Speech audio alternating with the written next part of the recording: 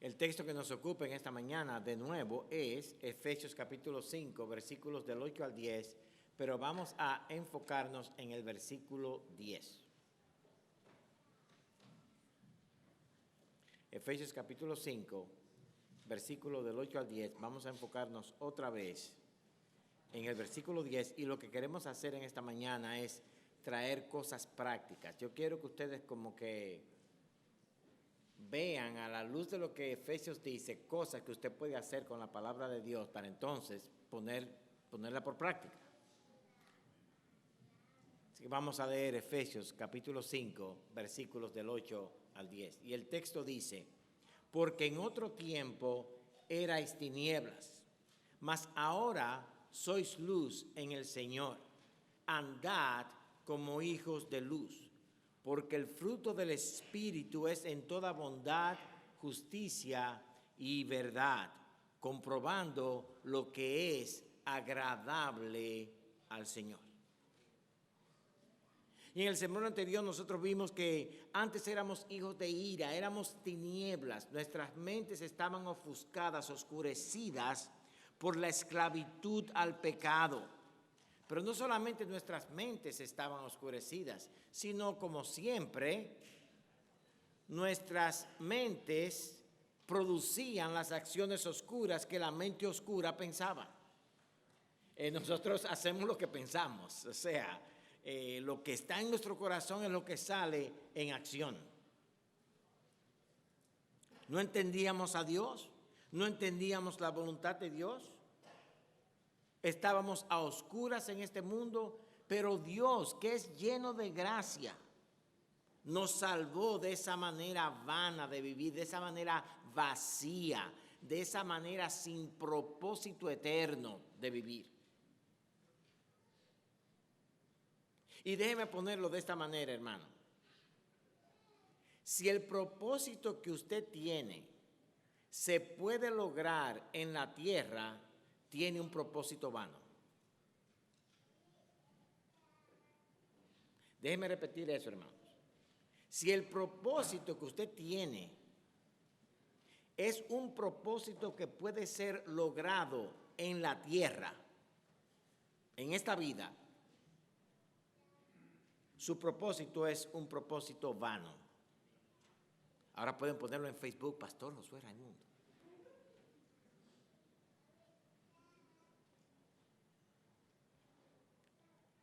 En el texto que nos ocupa hoy, quiero concentrarme en esa frase, comprobando lo que es agradable al Señor. Y aunque dijimos el domingo pasado que eso significaba discernir la voluntad de Dios, entender la voluntad de Dios, hemos decidido pues traer cosas prácticas para explicar esto, porque muchos creen que ahora discernimiento significa que yo me siento ahora a pensar.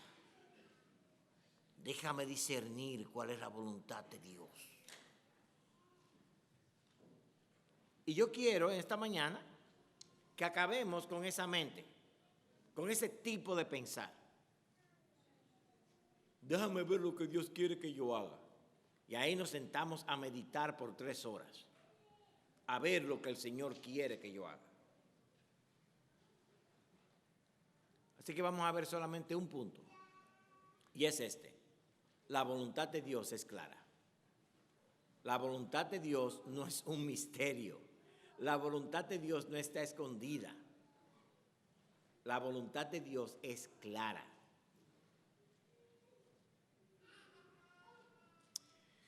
Nosotros a veces hacemos decisiones grandes sin consultar la palabra de Dios, sin buscar consejo de Dios.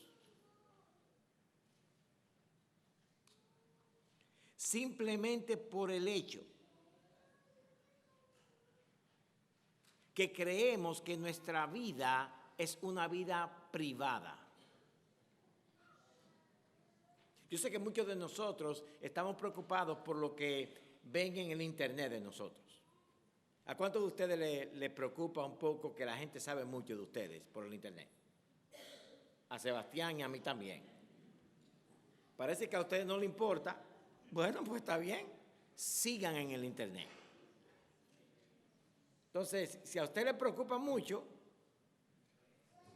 abandone el internet y ahí se acabó el negocio de ellos y ahí se acabó el robo de identidad y la información suya. Pero muchos de nosotros tomamos decisiones y decimos, yo voy a hacer esto porque creemos que mi vida es privada.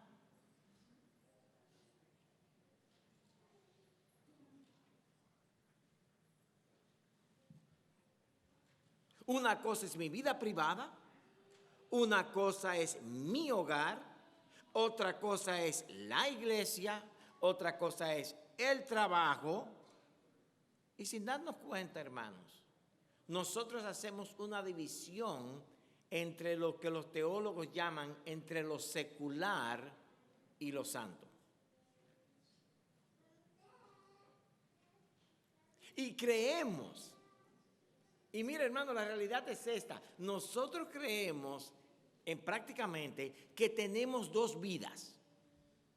Mi vida de santidad en la iglesia y en las cosas que tienen que ver con la iglesia, y somos serios en eso, pero también yo tengo mi vida privada, mi vida secular. La Escritura no contempla eso. La Escritura no da pie a eso. Y nosotros, sin darnos cuenta, ponemos una serie de paredes y de divisiones que solamente aceptamos consejo aquí. Pero lo demás es mi vida. Había un canto que cantaba, es mi vida, yo puedo hacer, si nadie me... se me olvidó las letras, pero el asunto es que es mi vida y yo puedo hacer con ella lo que me da mi gana.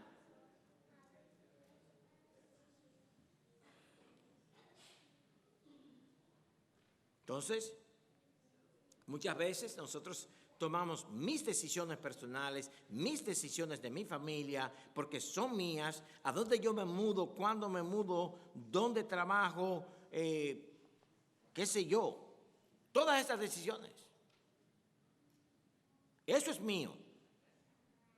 El pastor que me diga si tengo que leer la palabra de Dios, pero el resto es mío.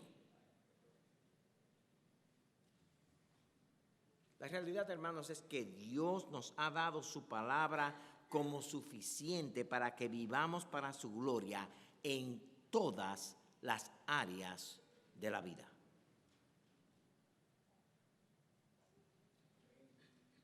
Déjenme repetir eso, hermanos. La palabra de Dios es suficiente para tomar decisiones en todas las áreas de la vida.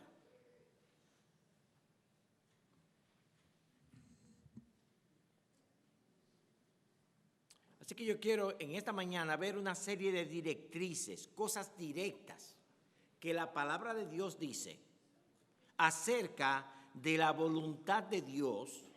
Y si vamos en realidad a comprobar, a discernir la voluntad de Dios, tendremos que tomar estos principios de una manera seria.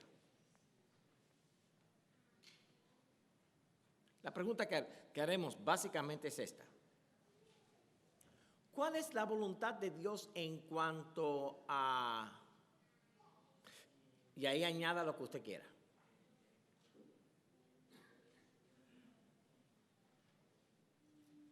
Como veremos en Efesios 5, en la segunda mitad, y en la primera parte de Efesios 6, veremos la voluntad de Dios en cuanto a la familia, en cuanto a la crianza de los hijos, en cuanto al matrimonio, en cuanto al trabajo. No hay nada oscuro en la Biblia, hermanos. Déjenme repetir eso. El punto que yo quiero hacer hoy es que no es un misterio la voluntad de Dios. Así que vamos a ver 3 áreas y luego vamos a ver algunas marcas o notas, como usted le quiera llamar, de lo que es la voluntad de Dios. Primero, la voluntad de Dios es nuestra santificación. La voluntad de Dios es nuestra santificación. Hoy tú te debes parecer más a Cristo que lo que te parecías ayer. Hoy, mañana, debe parecerte un poquito más a Cristo que lo que te pareces hoy. Primero de Tesalonicenses, capítulo 4, versículos del 1 al 3, dice, y yo quiero, hermanos, que ahora ustedes vean cómo esto funciona. Usted dice en el versículo 10 de Efesios, comprobando lo que es agradable al Señor, pues entonces déjame buscar lo que la Biblia dice acerca de cualquier área para saber lo que es agradable al Señor. Entonces vamos a empezar con la primera. La voluntad de Dios es nuestra santificación. Dice 1 Tesalonicenses capítulo 4 del 1 al 3 lo siguiente. Por lo demás, hermanos, os rogamos y exhortamos en el Señor Jesús que de la manera que aprendisteis de nosotros, cómo os conviene conduciros y agradar a Dios, así abundéis más y más. Porque ya sabéis qué instrucciones os dimos por el Señor Jesús. Pues la voluntad de Dios es vuestra santificación, que os apartéis de fornicación. La voluntad de Dios es vuestra santificación, y eso es un concepto general. En todas las áreas debemos ser santificados, y Pablo ha venido hablando de esto en 1 Tesalonicenses, y ahora entra un aspecto que es la fornicación o la impureza o la inmoralidad sexual. La santificación es el proceso por el cual el Espíritu Santo nos cambia de pecadores a ser como Cristo. Ese es el proceso. Y es la voluntad de Dios que todos nosotros crezcamos a la imagen de Cristo. La santificación no es una opción. ¿Cuántos de ustedes tienen hijos o hijas? Levanten la mano los padres que aquí. Ay, qué bueno, tienen hijos. ¿Cuántos hijos ustedes tienen quién tiene hijos de 10 o más años aquí? Ah, mira qué grupo. Los hijos suyos que tienen 10 o más años, ¿todavía están en la cuna? No.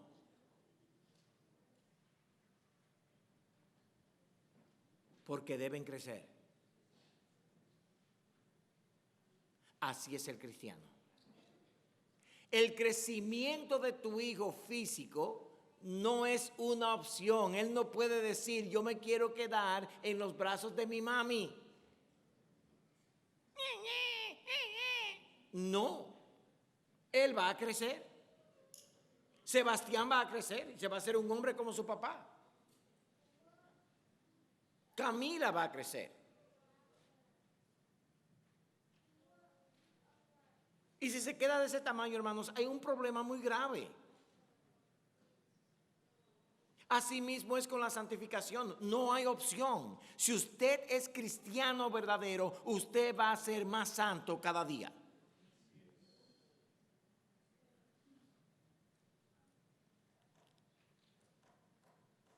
Esa es la voluntad de Dios. Que todos seamos santificados, hechos más perfectos cada día hasta el día de la redención. En este punto específico se dice, debemos ser santos, y vamos a empezar por uno, la fornicación, la impureza sexual. Amado hermano, dice el texto, que os apartéis de fornicación.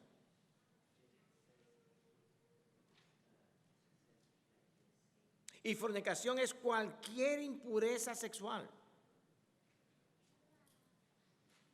La sociedad está viviendo en tiempos nunca vistos por nosotros. Aún los políticos que hoy están defendiendo todos estos gay marriage y que sé yo qué, y el matrimonio de homosexuales, todos ellos 20 años atrás odiaban eso. Pero como la sociedad ha cambiado, ahora hay que hacerse bien en tono con la sociedad, y van a perder en el 2020. Van a perder. Y si no pierden, pierden. Y estos cambios que están en la sociedad, no los hemos visto por mucho tiempo, pero, hermanos, esto era bien normal en los tiempos de Jesús y de los apóstoles. El imperio romano era peor que lo que usted está viendo hoy.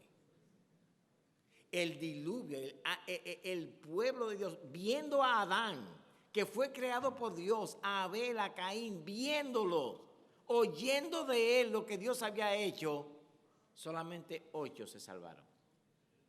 Y dice él porque se dieron en casamiento, se dieron unos con otros por la fornicación.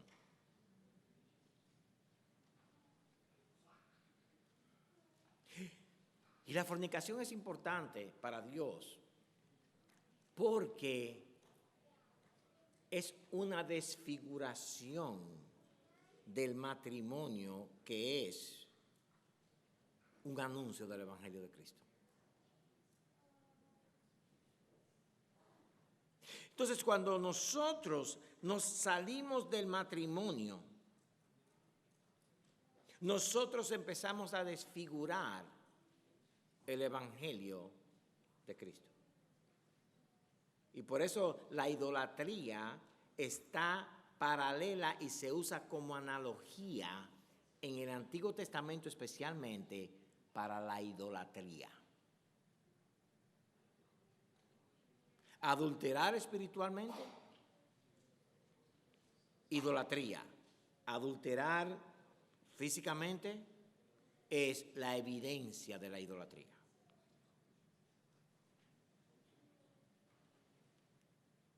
En el tiempo de los apóstoles, las perversiones sexuales eran comunes, aún en las religiones falsas. Parte de sus cultos era una orgía.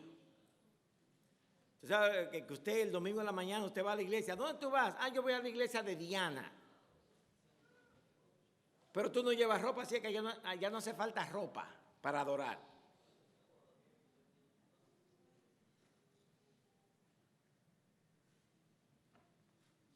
En el día de hoy las diferentes opiniones en cuanto al sexo, en cuanto al género, no son más que las artimañas del error de muchos que odian a Dios y el orden establecido por Él. Y la voluntad de Dios es que te alejes de fornicación, o sea, que te alejes de cualquier relación sexual que nada tiene que ver con tu matrimonio. Con tu matrimonio. Fuera de ahí, el Señor dice, aléjate de eso. Los que pecan en esta área, pecan contra sus propios cuerpos. Y además, de una manera bien clara, rechazan la voluntad de Dios. Dice el versículo 8, así que el que desecha esto, no desecha palabra de hombre, sino a Dios que también nos dio su Espíritu Santo.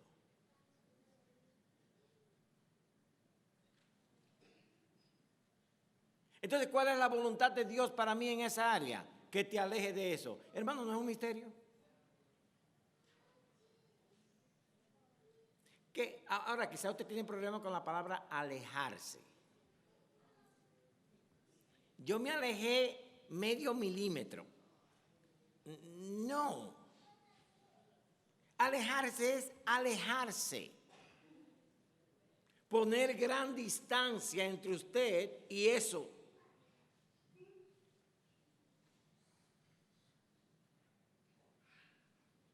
¿Y hasta dónde yo puedo llegar sin pecar? Eso es como que dice, yo no me metí en la piscina porque yo no me mojé la cabeza.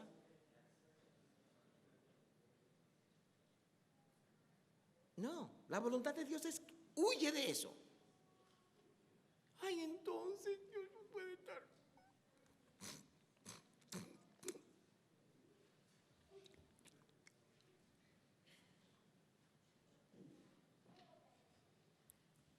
La voluntad de Dios es que te alejes de eso. Es mejor entrar al cielo solo que al infierno acompañado.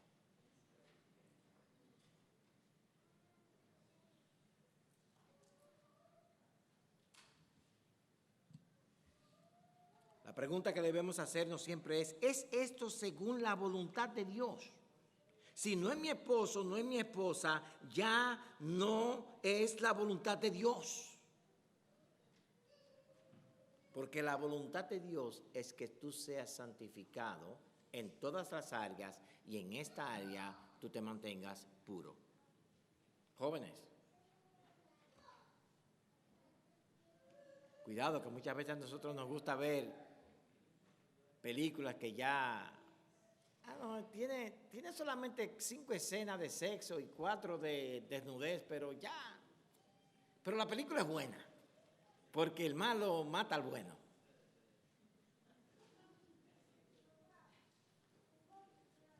Segunda cosa, que es clara la voluntad de Dios. Entonces la primera, que es clara, es vuestra santificación. Hay que ser santo, hay que crecer en santidad. Segundo, es la voluntad de Dios que tú des gracias a Dios en todo. 1 Tesalonicenses 5:18 dice, dad gracias en todo, porque esta es la voluntad de Dios para con vosotros en Cristo Jesús. ¿Qué es la voluntad de Dios para con vosotros? Según el texto.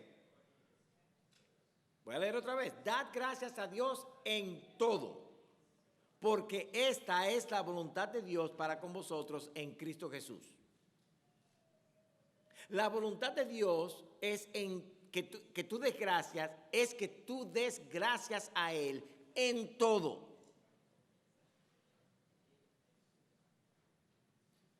¿Qué significa la palabra esa frase en todo? En todo. En todo. En la enfermedad y en la salud. En la pobreza y en la riqueza. En el insulto de los enemigos o en la bendición de los amigos. Una marca del creyente es ser agradecido.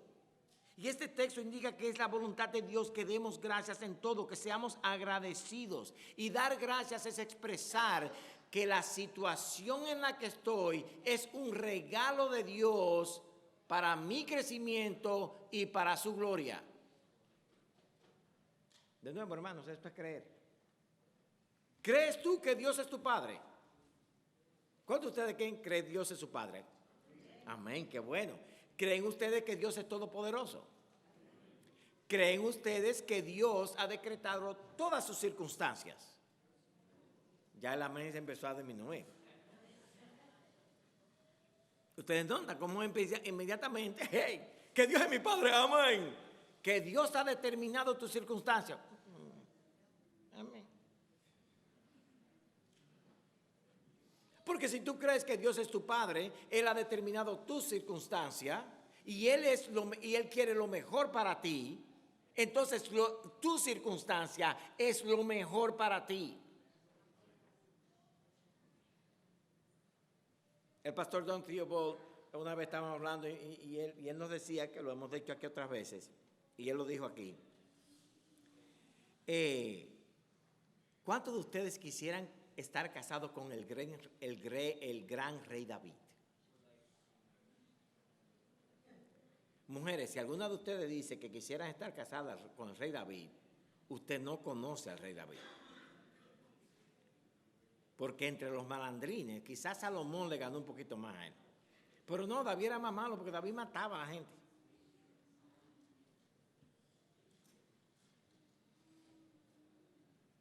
Hermanos, es fácil decir gracias a Dios que conseguí el trabajo. Pero es difícil decir gracias a Dios que perdí el trabajo.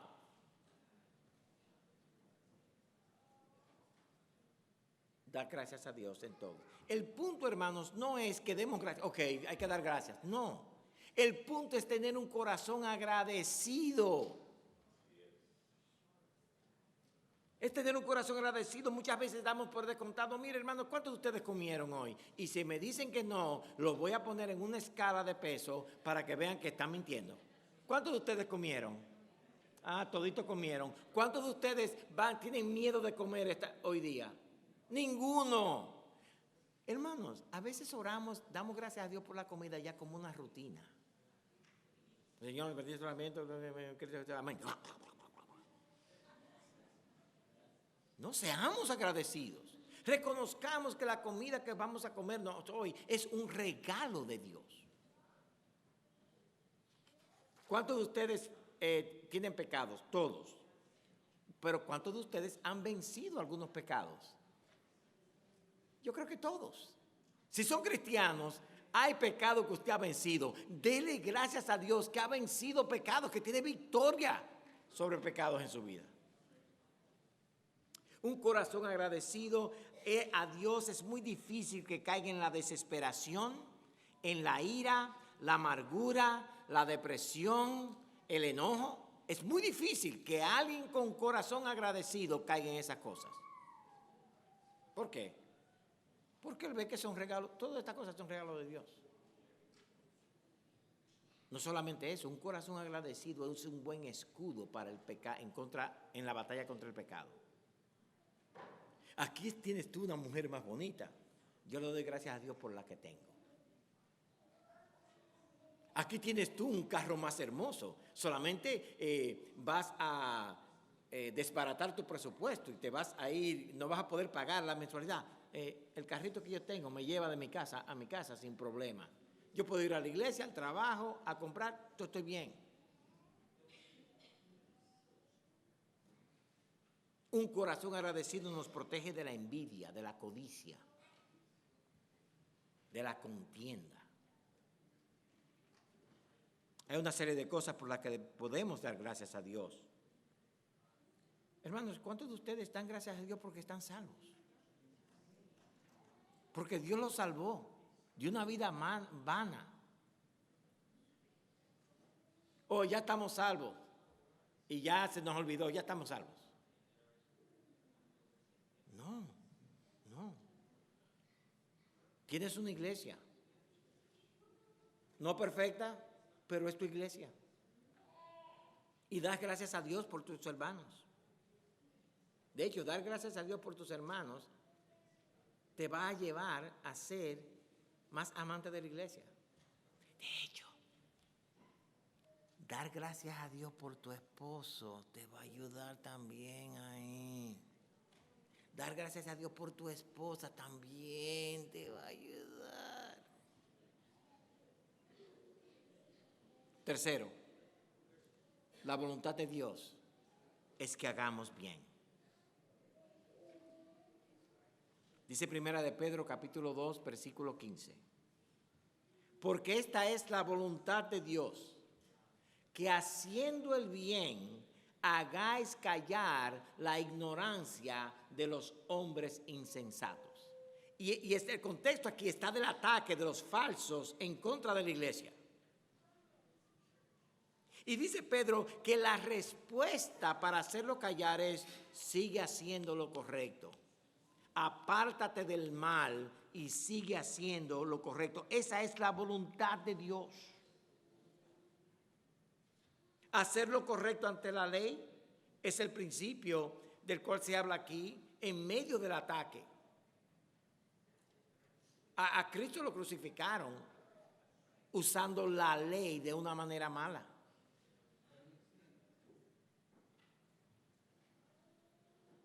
Sin embargo, Él hizo el bien. Y así nos manda a nosotros a hacer el bien cuando nos atacan. Hagan el bien. Cuando la gente nos acusa de hacer algo malo, por ejemplo, de ser hipócritas, que es lo muy común. Ustedes son unos hipócritas. Nuestra conducta cristiana debe defendernos. Debe defendernos. La reputación nuestra, hermanos, es dada por la conducta santa y responsable que llevamos. Cuando alguien acusa para difamar, lo que se compara es la historia de la persona que difama y la historia de la persona que recibe la acusación. Y vamos a ver cuál es la conducta de ambos. La manera de callar a un insulto es conducirnos bien ante Dios. Bien, Esos son 3 ejemplos de cosas bien claras que dice, esta es la voluntad de Dios. Le busqué esos 3 ejemplos fáciles porque usted puede dar una concordancia, que es la voluntad de Dios. Pero si usted lee cualquier mandamiento, orad unos por los otros.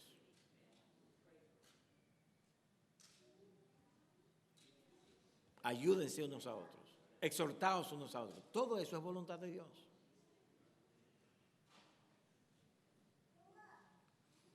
Permítame darle como segunda parte, algunas notas importantes en cuanto a la voluntad de Dios en nuestras vidas. Primero, hacer la voluntad de Dios requiere paciencia.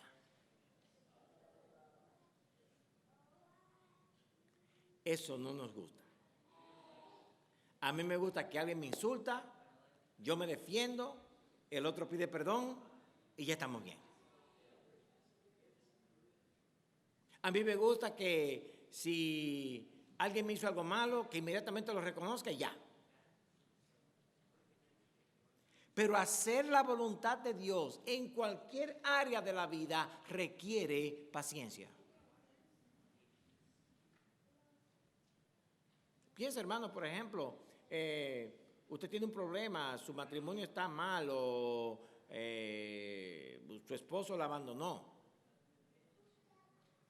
Hacer la voluntad de Dios requiere paciencia.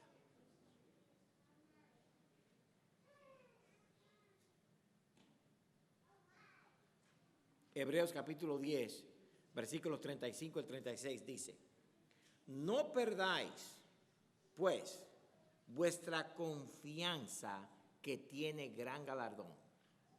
¿Confías en Dios? Sí, va a ser paciente. No perdáis vuestra confianza que tiene gran galardón, porque os es necesaria la paciencia, para que habiendo hecho la voluntad de Dios, obtengáis la promesa.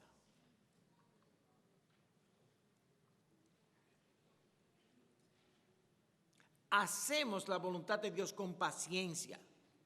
El galardón de la promesa viene después de nosotros hacer su voluntad. No después de nosotros entender lo que es su voluntad, es después de hacerla. En medio de la prueba, amada hermana, amado hermano, amada hermana, haz la voluntad de Dios con paciencia. La paciencia es lo que nos mantiene haciendo la voluntad de Dios hasta el día que Él decida que se acabó la prueba.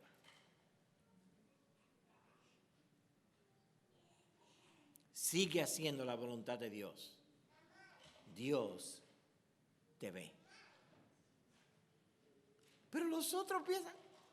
Lo que los otros piensen, hermanos, es irrelevante. La única persona, al único ser que te debe importar lo que piensa de ti es Dios. Porque si Dios piensa bien de ti, tú y Dios son mayoría aplastante.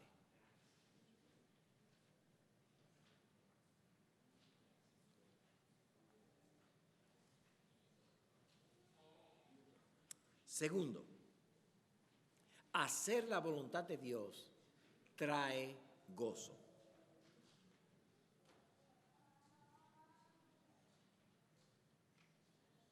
Quizás todos hemos escuchado la idea de que, oye, no sé cómo puede dormir en la noche después de haber hecho tantas cosas malas.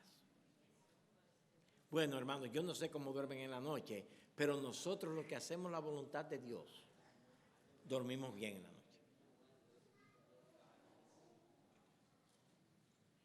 Hacer la voluntad de Dios trae gozo. Dice el Salmo 48, estoy hablando del Señor. El hacer tu voluntad, Dios mío, me ha agradado y tu ley está en medio de mi corazón. En ese salmo Jesús expresa que el gozo de Él es hacer la voluntad del Padre. En Juan capítulo 6, Él repite la frase, porque yo vine a hacer la voluntad de mi Padre, y esta es la voluntad de mi Padre, y esta es la voluntad de mi Padre. Como está escrito, yo vine a hacer la voluntad de mi Padre, no la voluntad mía. Cuando Él muere, Él dice que no mi voluntad, sino la tuya sea hecha. hacer la voluntad de Dios trae gozo. Y una frase, hermanos, que podemos decirnos nosotros a la luz de esa verdad de Cristo es: no voy a caer en la tentación porque me agrada complacer a mi Padre Celestial.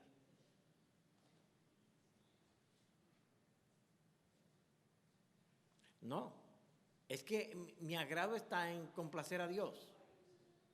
Pero tú te estás perdiendo de esto y de aquello. Ajá, eso es totalmente irrelevante.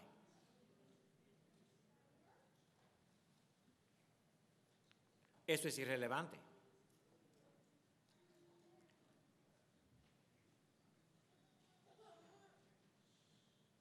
Cuando vivimos para agradecer y gozarnos en Dios, ahí está la razón para no caer en la tentación. Tercero, hacer la voluntad de Dios nos identifica como hermanos de Cristo. Hacer la voluntad de Dios nos identifica como hermanos de Cristo. En el Sermón del Monte, cuando Jesús termina, Él dice: el que escuchó mis palabras, ese será salvo. No. Él dice: el que escucha mis palabras y las hace. Y las hace. Este será como el hombre sabio que edifica su casa sobre la roca. No es el que oye y sabe y no la hace, es el que la hace. Hacer la voluntad de Dios nos identifica como hermanos de Cristo.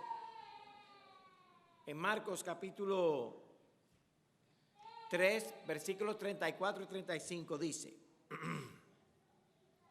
en el contexto, la madre de Jesús y sus hermanos vinieron y tocan la puerta. Y le dicen: hey, tu madre y tus hermanos te buscan. Mire la respuesta de Jesús en Marcos capítulo 3, 34 y 35.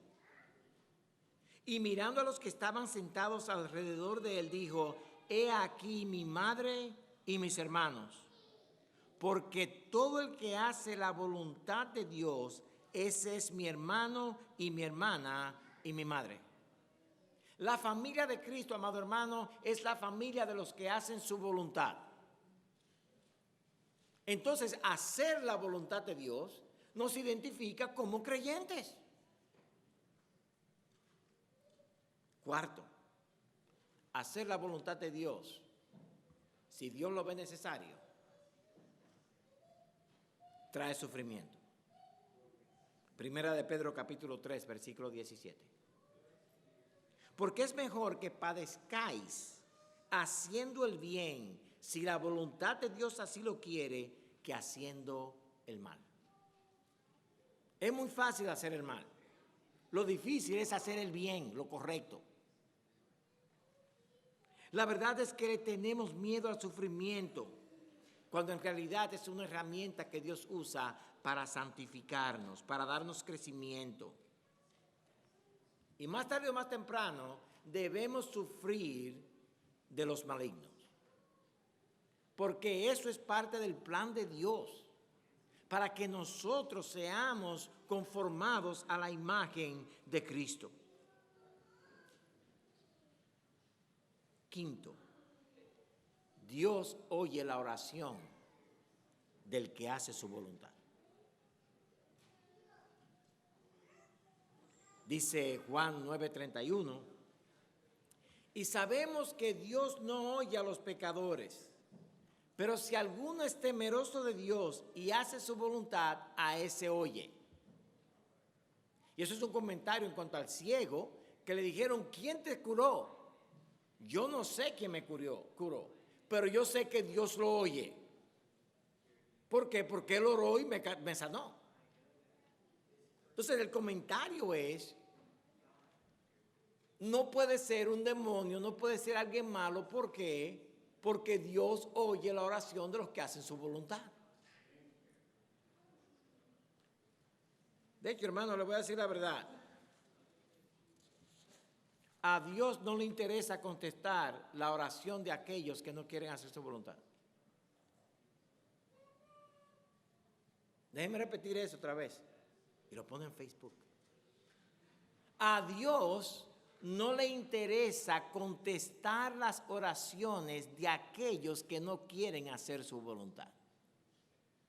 De hecho, muchos de nosotros somos ignorantes de las Escrituras y estudiamos y buscamos y no crecemos porque en realidad estamos buscando para crecer en conocimiento y saber un poquito más, pero no para obedecer la voluntad de Dios.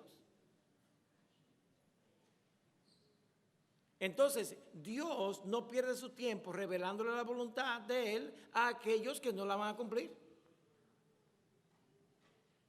Pero si tú quieres obedecer a Dios, el Espíritu Santo te iluminará y verás su voluntad. El apóstol Santiago nos enseña que Dios no contesta nuestras oraciones porque pedimos para nuestros propios deseos, no para que la voluntad de Dios sea hecha.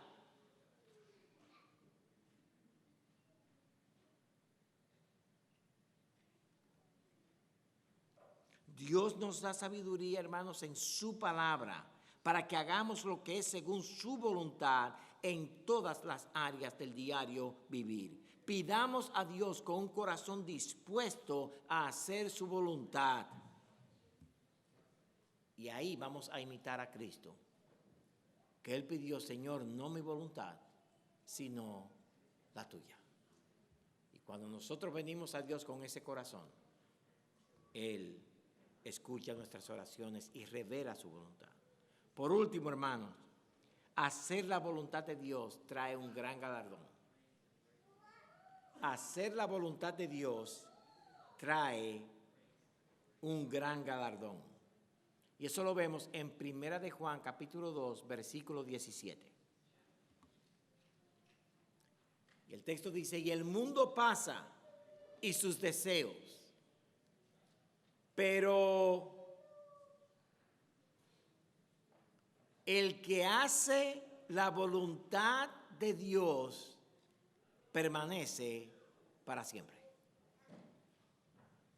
Mira la promesa que Dios te da.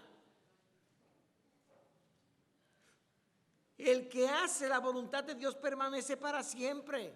Ahora somos luz en el Señor y por su palabra comprobamos la voluntad de Dios, que es agradable y perfecta para hacer lo que Dios nos manda en esta vida diaria. La adversidad viene, la adversidad vendrá, el enemigo ataca, el enemigo atacará.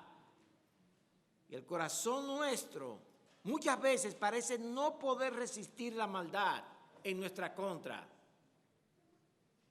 Pero el que hace la voluntad de Dios permanece para siempre. Tentado, no cedas. Ceder es pecar.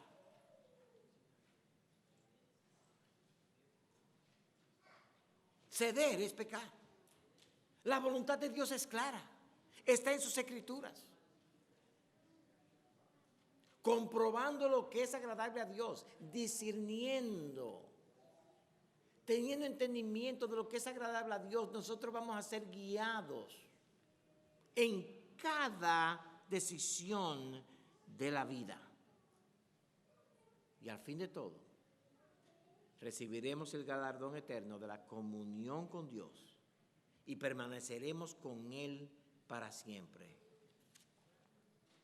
Entonces, comprobemos su voluntad en las Escrituras para hacer su voluntad en nuestras vidas diarias. Que el Señor nos bendiga. Vamos a orar.